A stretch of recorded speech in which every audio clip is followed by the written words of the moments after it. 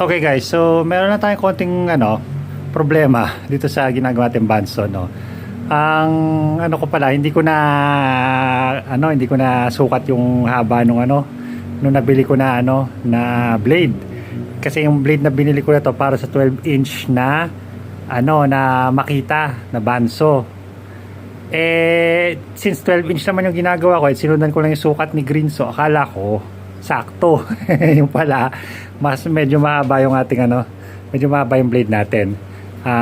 So kailangan natin gawa ng modifications, konting modifications lang naman yung ating bandsaw. Tsaka kapag ko kasi to, bala ko pa kasi hindi kasi pantay itong wheels niya I think merong hindi 100% center yung kanyang gitna. So parang meron tumatalon na part dito, merong parang mas mahaba or mas dito, so hindi pantay. So bala ko pa rin siyang totornohin natin to para magpantay siya. So mababawasan pa to ng konti. So yung 12 inch na gulong natin may siguro mga na lang, mga 12 and 3/4 na, mga 11 and 3/4 na lang, which is okay lang naman. So ang kailangan natin gawin dito is dugtungan natin tong frame nya. Siguro mga mga 5 centimeters lang dito sa taas.